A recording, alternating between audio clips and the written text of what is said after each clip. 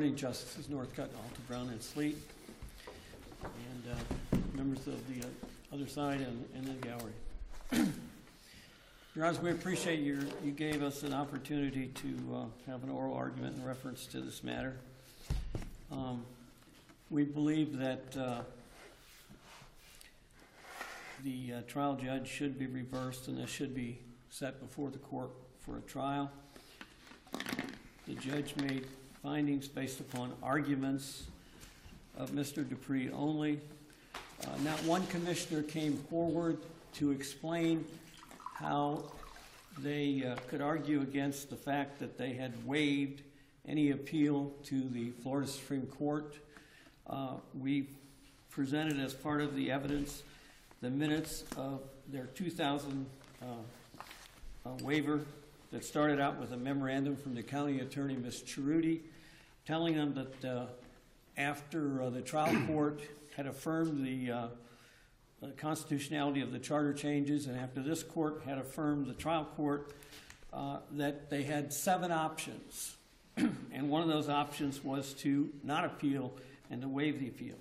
And it wasn't like one of those things where some poor criminal defendant is sitting in a courtroom getting ready for a trial and making a quick waiver of whether he should take the stand or not. The difficulty with that is that they may have chosen not to initiate the proceeding in the Supreme Court, but by the basic rules of appellate jurisdiction, when that court took the case, they became parties and they were bound by that ruling, just like everybody else that was in the case at the time it went to the Supreme Court. So you're correct, they didn't choose to become an appellant, but aren't they bound by that ruling? I would say that that's correct, Your Honor, they're bound by the ruling, but the problem is they're trying to stretch what the ruling was. In the Cook case, the Florida Supreme Court essentially decided that pursuant to Article 8, Section 1D, that the referendum could not be sustained as to the constitutional officers only, such as the tax collector, etc., because they had not gone before the Florida legislature. But there is no holding whatsoever in Cook that they were making any determination as to the particular county commissioners in our case, or Section 3.01, because nobody appealed it. So in the trial court before Judge Schaefer, they suggested that Cook also controlled this situation, and we respectfully dispute that. Well, let me ask about that, because it's interesting. This court, I wasn't on the panel, I was here at the time. It looks like our mandate completely reopened our decision and sent it back to the trial court. And the trial court looked at both aspects of the term limits issue in 2003, and nobody appealed that order either, apparently. That's correct, Your Honor. Yes, this court, as you said, did a pass-through mandate from the Florida Supreme Court mandate, and the Florida Supreme Court mandate said that their decision should be reviewed and followed. But when you look and review their decision, it's obvious that Judge Baird went outside the terms of the Supreme Court mandate and your mandate, because upon reading the decision, clearly there was no decision by the Florida Supreme Court that suggested that the home rule powers and the charter that was passed in 1980 could not amend certain aspects of it that affected only the county persons alone, the commissioners. And yes, it's true that those parties didn't appeal.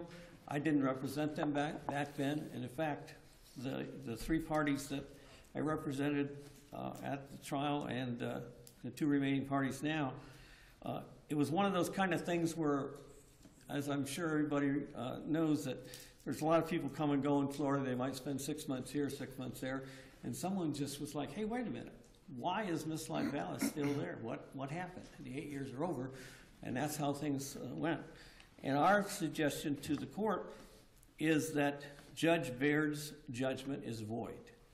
It's void because he strayed from the mandate of the Florida Supreme Court, and we don't know how he came up with that final judgment because we weren't there. We don't know what might have happened when the judgment was handed in chambers to him or anything like that. And one of the things that I argued before Judge Schaefer as to why there shouldn't be a summary judgment is normally in my 30 years in practice in both Indiana and Florida, if I'm sending a proposed order to a judge and I need permission from the other side, I usually get an email from the other side that says, yes, Mr. Shahan, or John, if we're friends or whatever, this is fine, and you know, attach my email to your letter to Judge Baird, or there's a written consent or whatever. None of that exists in the record. But under Florida law, what does it take for a judgment to be void as compared to perhaps erroneous or voidable? Well, void's a pretty narrow issue, isn't it? It is. It would be something to the effect that the court didn't really have jurisdiction over that point or went beyond the criteria such as like granting an injunction without showing that there is no alternating ability to seek legal damages or something like that. And in this circumstance, we're arguing that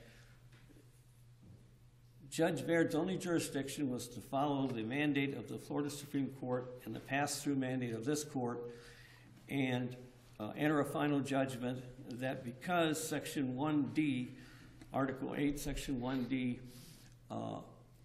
affects the officers such as the tax collector, etc., and because there was no approval by the legislature of the referendum being sent out at first, then the thing had to be set aside as unconstitutional. And there was no reference in the final judgment about how Judge Baird was getting around the severability clause in the Pinellas County Charter. Pinellas County Charter, as we laid out in our brief, in section 7.01, which is on page 13 of 13 on the charter, says, quote, if any article, section, subsection, sentence, clause, or provision of this charter is held invalid or unconstitutional, such invalidity or unconstitutionality shall not be construed to render invalid or unconstitutional the remaining provisions of this charter. And in fact, that's what should have happened, but that's not what happened. From the briefing, it's a little unclear to me. When this went before the voters in 1996, were these two referendums that required two votes from the voters, or were they combined in one referendum item that required one vote? The item that I have seen is that there was a referendum, but it referenced to two different sections. It referenced that we are giving you the opportunity to decide whether you want to keep commissioners under 3.01 for only 2 terms, and we're giving you the opportunity to determine whether you want to keep constitutional officers for only 2 terms under 4.03. Okay.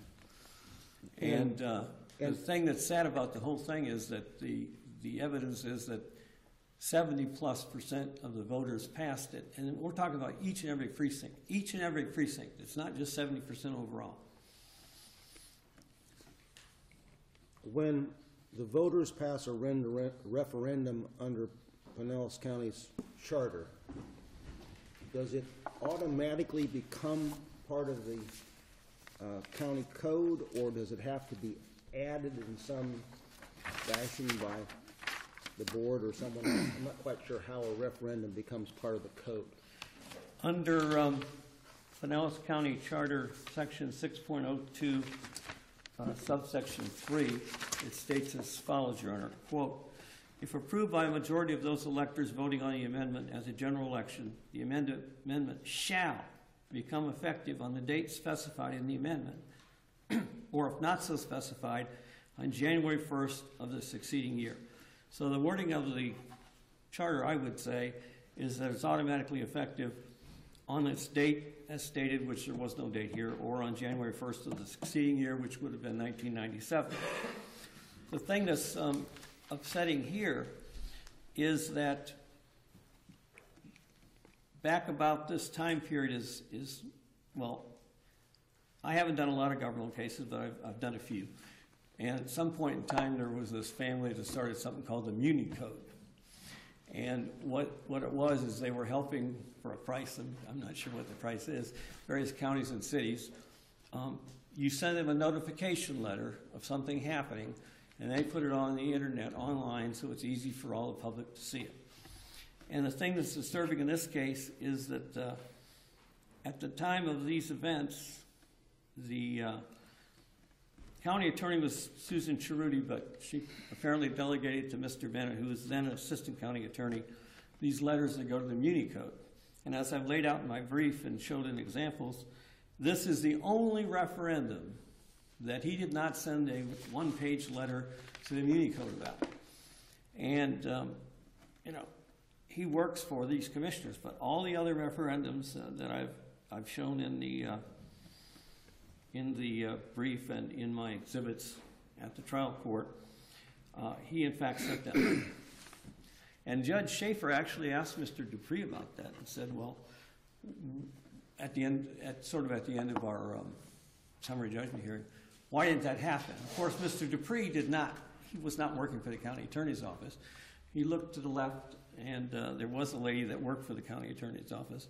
And then she didn't say anything to him, but from some expression, and Mr. Dupree argued, well, it's just too expensive. It was too expensive. That's why they didn't put it there. It's a letter. As shown in the record, he simply sends a letter. And I assume that the county attorney doesn't charge him extra to send a letter. So as part of their duties, they should have sent it in. And I hope I'm not going too far afield of your question, but my belief is they should have done it. They should have done it, but it's effective on January 1, 1997 anyway. Well, how do you respond to the argument that the 1996 amendment was never incorporated in the Pinellas County Charter? 3 years later, in 1999, by special act of the legislature, they increased the Board of County Commissioners to 7 members with no term limits. No one challenged that. Then Judge Baird gets the mandate, which one could argue covers 3.10 or 01 and 4.01, and rules they're unconstitutional without, no one appeals that either. How do you respond to that? Well, as long as you invited me to respond, I think it was fraud. It was fraud by the county commissioners who pay the salary of the county attorney. Did you see was there a motion for relief on 1.540? Did you file a motion for relief or do anything to attack that on the basis of fraud? No.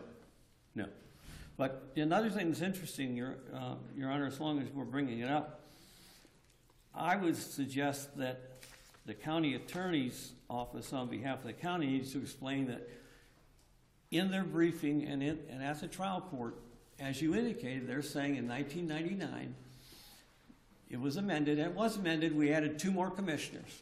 But if, in fact, they thought that term limits didn't apply, then why are they going through a 30-page memorandum and 2 hearings 30 days apart saying that they're going to take option 7 and waive their right to appeal? How can they ethically come forward and tell this court or Judge Schaefer that 1999 changed the landscape as it relates to these folks? And we did an affidavit by Robin Popick, who, as an independent contractor, investigated the legislative history.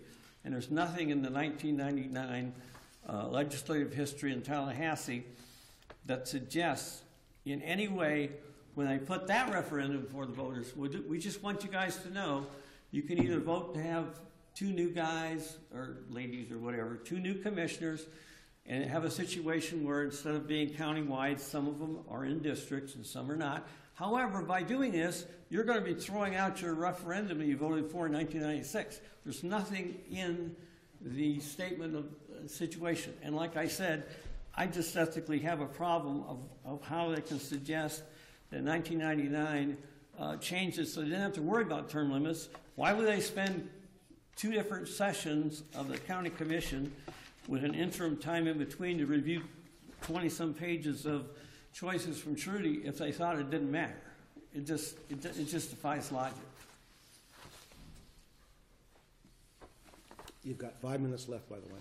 Okay, thank you. I'll use that for well. Thank you. Ms. Walbolt?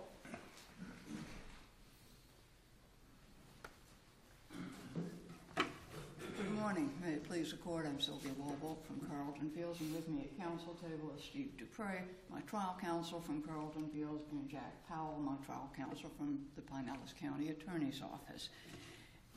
I want to start with Cook, because in Cook, the Supreme Court quashed this court's decision in its entirety, which had upheld the 1996 term limits. And Judge Altenburn, that amendment was passed in a single vote referendum.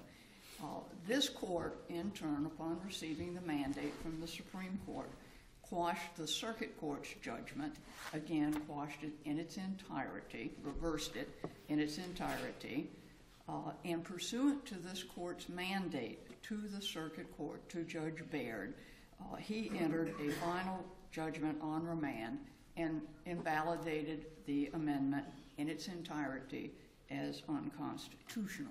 So even had the amendment been incorporated into the county's charter, as counsel says should have been done, it would have been null and void immediately upon entry of that final judgment.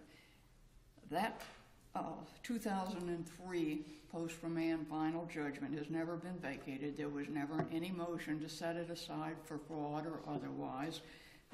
The form of the judgment was agreed to. The record is undisputed and shows that the form of the judgment was agreed to by all parties. In all events, it is, of course, a judgment that was entered.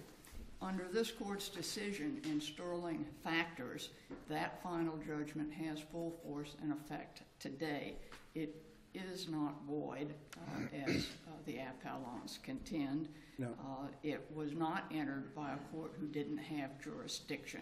As was the case. Ms. Scruggs and Mr. Wheeler argue that they were not parties to the 2003 judgment and that therefore it's not binding on them and that they can still re-challenge this because of that fact. How do you respond to that? I will, Your Honor. The judgment is binding on the county and resolved the issue as a matter of stare decisis, if nothing else. But, Your Honor, I would suggest that they were in fact bound, even though they weren't technically parties, that they would be bound by the doctrine of virtual representation, which is particularly appropriate, I would suggest, in the context of suits by or against a government. You can't have a case that goes all the way to the Florida Supreme Court determining the validity of something affecting the governance of the county, and then just because one particular citizen wasn't a party to that case, then come in and start the whole thing over again. This final judgment is binding on the county. Under the county, it could, under the final judgment, it had no power to enter that amendment into its charter. And as Judge Sleet has noted, in fact, when the legislature amended the charter in 1999, it did not affirmatively incorporate term limits on the new offices. The appellants say that the circuit court wrongly read, Judge Baird wrongly read Cook to find the entire amendment unconstitutional, and that the final judgment that Judge Baird entered is therefore void. At most, it would make it voidable under Sterling Factors, not void.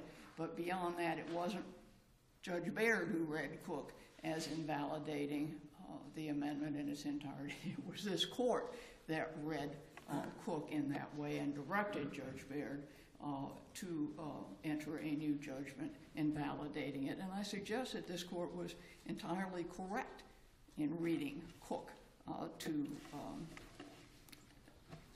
in that way. Cook quashed this court's decision. It quashed it in its entirety. It didn't quash it in part and approve it in part.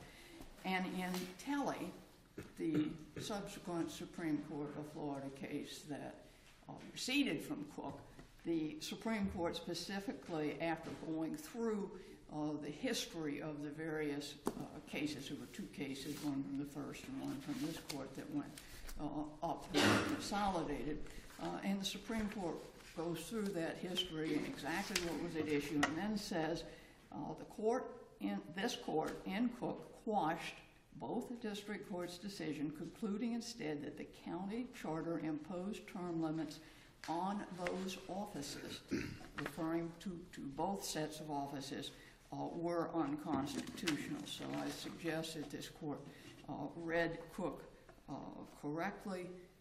It entered a mandate requiring the trial court, requiring Judge Baird to reverse his judgment and to enter judgment pursuant to the court's mandate, which the trial court had no power to deviate from. That was required to find it. This judgment is still in full force and effect today. Nothing in Telly changed this judgment. It didn't address it, much less reverse it. And as this court, as other courts have held over the years, a change in the applicable rule of law as a result of an appellate decision in an unrelated case does not provide a basis to vacate an earlier valid final judgment, which is exactly what we have here. We also have reliance issues, as we've detailed in our brief, which weren't present in Telly, in which the Telly court made a point of saying were not present in Telly. I want to briefly address counsel's waiver argument. The record shows without any dispute that what the county did was simply make a decision that the county was not going to seek review of this court's decision upholding the amendment, and if it would just stand by, and whatever the Supreme Court did, it would abide by that ruling, and that's exactly what it did. The appellants have made pretty strident accusations that the county engaged in fraud, and the county attorney's office engaged in fraud and other wrongdoing. I submit there's nothing in the record to show that. The county simply followed the final judgment that was entered in accordance with this court's mandate as it was required to do. If you have any questions, I'll rely on my briefs. Thank you. Thank you. Mr. Shire? Excuse me.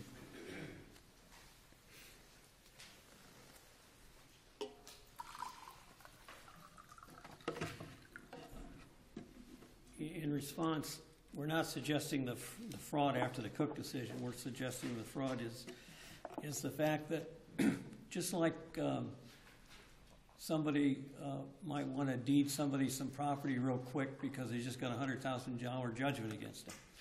They might say, okay, here, I'm going to give you this deed, but just as soon as the heat's off, I'm going to give it back to you. And by not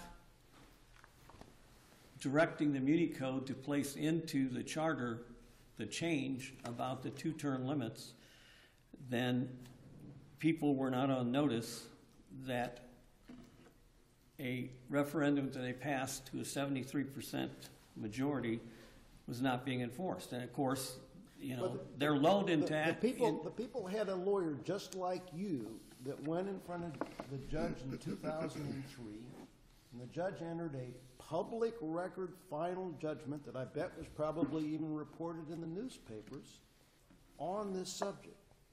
And the lawyer that was in your position today did not appeal that order. I mean, that judgment has been a final dispositive judgment on the issue for more than 10 years at this point, hasn't it? It has, and I'm not sure. And no one defrauded that lawyer or kept him from court or kept them from doing anything in that proceeding. If they had wanted to bring the 2003 judgment to this court or on to the Florida Supreme Court, they could have done that, right? That's correct. But my suggestion in the briefing is that if it's a void judgment, res judicata doesn't apply, and you don't have to appeal within 30 days. If it's void, then it can be set aside at another time, maybe a writ of mandamus, whatever. But all I can bring before this court is that we were on a declaratory judgment action in the trial court, and I do not believe that the trial court, when he made certain factual findings, it was appropriate, considering no one testified under oath on their end. There was no deposition. Ms. Seal never answered all her requests for admissions, and let's see if there's anything else. I have nothing further. Thank you. Okay, thank you. Next case on the docket is Mejia versus Citizens Property.